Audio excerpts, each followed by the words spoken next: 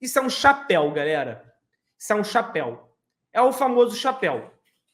Flamengo ficou mais de um mês com o nome do Marcos Antônio no radar. Marcos Braz e Spindel vão para a Europa, negociam, tentam, e todas as notícias apontavam que a Lazio não tinha interesse em emprestar, queria vender, e mesmo que fosse emprestar, os valores deveriam ser mais altos. E aí, de repente, do dia para a noite, ontem não estava rolando nada do Marcos Antônio no São Paulo. Nada! Do dia para a noite, Marcos Antônio praticamente acertado com o São Paulo.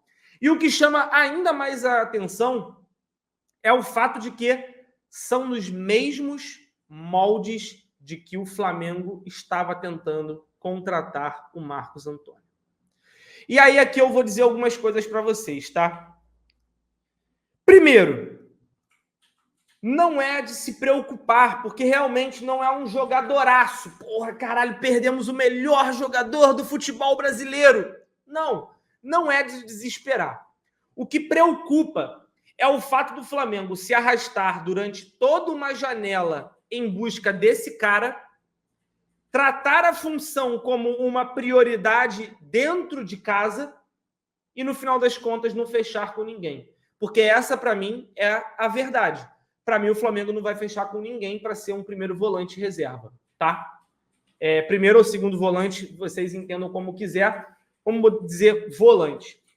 Por que eu estou dizendo isso? Primeiro, o Flamengo é rei em desperdiçar tempo em um único jogador. Isso não aconteceu apenas nessa temporada. Isso já acontece há pelo menos umas 4 temporadas. O Flamengo, toda vez que mira em um jogador, o Flamengo vai até o fim, tenta, negocia, faz, não sei o quê, e não traz. Sempre foi assim. E na minha humilde opinião, não vai vir ninguém para suprir a vaga do Marcos Antônio. Essa é a minha expectativa. Não é informação, não tenho nenhum contato, mas essa é a impressão dado o histórico do Flamengo. É isso que o Flamengo vem apresentando para a gente há pelo menos umas 4, 5 temporadas. Já foi assim com o Claudinho, já foi assim com o Wallace, já foi assim com o Thiago Mendes, já foi assim com o Oscar, foi assim com o próprio De La Cruz. O que mudou do De La Cruz do ano passado para esse? Foi que o Flamengo pegou os 16 milhões de dólares, botou na mesa e contratou. Não houve plano B, não houve negociação. Então, isso me indica, ainda mais com o que rolou do Braz aí, que ele chamou o presidente da Rússia, do presidente, ele embolou os nomes, falou um monte de merda, está sendo gastado na Rússia. O presidente do Zenit perguntou, e foi manchete de jornal, ele pergunta, será que o Flamengo sabe mesmo se esse é o Claudinho que eles querem contratar? A gente virou motivo de chacota. A gente virou chacota na Rússia, porque a gente tem um dirigente que não é profissional. A gente tem um cara que é vice-presidente de futebol e ele não é profissional. Ele está ali por amizades, por interesses pessoais. A verdade é essa. Esse cara já deveria ter saído do Flamengo há muito tempo. E ele não sai porque ele é bem quisto dentro do Flamengo por algumas pessoas. Não à toa, comecem a perceber o quanto algumas chapas para as próximas eleições já começam a aparecer e algumas pessoas ligadas ao Landim já começam a sair e ir para outras chapas. Isso não é um movimento normal. Na verdade, é um movimento normal, só que não é um movimento que pega ninguém de surpresa. Mas vamos voltar a falar sobre Marcos Antônio. Uma das coisas que me chama a atenção e que sai na notícia do Globo Esporte é de que pesou nas negociações a vontade do jogador. Marcos Antônio ficou satisfeito com o interesse do São Paulo porque sabe que será titular, já que Alisson e Pablo Maia estão lesionados. E aí, a gente também tem que dar o braço a torcer. E é por isso que eu não estou desesperado com essa notícia. Não se desesperem. Valeu a vontade do jogador. É isso que está saindo nas matérias. Foi isso que aconteceu com o Scarpa lá atrás. Então não adianta o Flamengo ficar em cima de um jogador que não quer estar aqui porque ele tem medo de ser reserva. E vou ser muito sincero com vocês. Não estou passando pano para o Braz, tá? Porque eu acabei de dizer, se não vem o Marcos Antônio, tinha que ter um plano B, tinha que ter um plano C, tinha que ter a porra de um plano até D, irmão. Se bobear, tinha que ter um plano Z. Tem que ter plano para uma negociação que não dá certo. Precisa! O nome disso é profissionalismo. Só que eu também não quero um jogador que não se sente capaz de ser titular dentro do Flamengo. Ah, mas no Flamengo a meritocracia, isso e aquilo, a gente entende como é que funciona.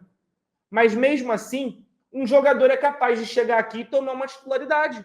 Ele é capaz, pô. Tudo pode acontecer. Basta ele se destacar. Quer um exemplo? O Wesley. Beleza, o Varela não é nada surpreendente. Mas o Varela foi titular o ano inteiro com o Tite. Bastou uma oportunidade que o Wesley conseguiu cavar a sua vaguinha por ali. É um exemplo ruim? Talvez seja, porque a gente não gosta tanto do Wesley.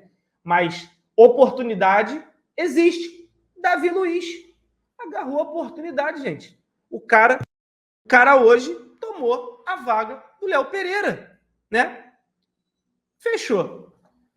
Um outro ponto que me chama a atenção nessa negociação é o fato de que o Flamengo, misteriosamente, é a única equipe que tem os nomes vazados.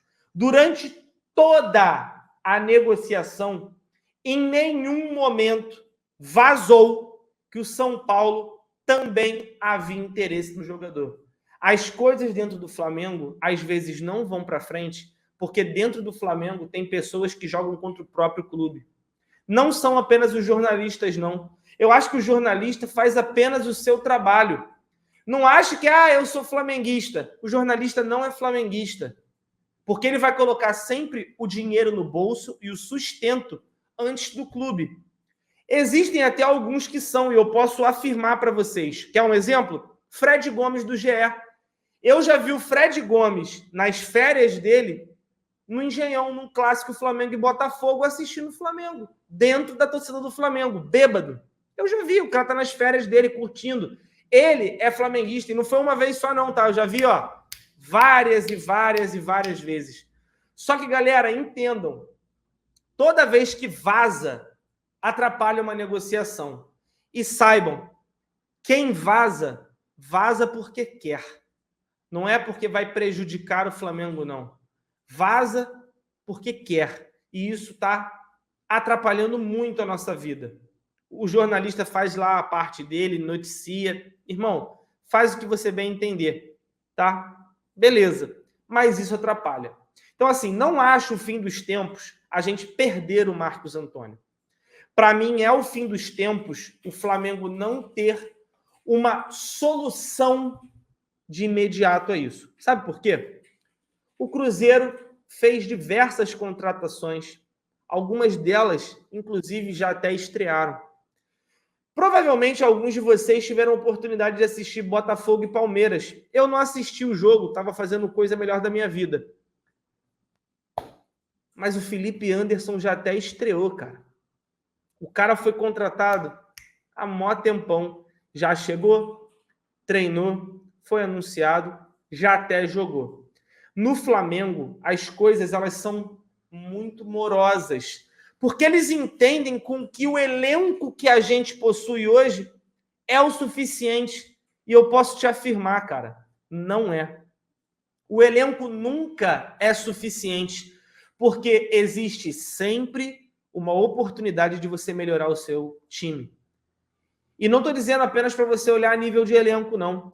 Hoje, o Flamengo tem vaga para ter um lateral direito titular. Hoje, o Flamengo tem espaço para ter um reserva muito mais à altura do Gerson e também do próprio Cebolinha. Um ponta jogando pelos lados, que atue pelas duas posições.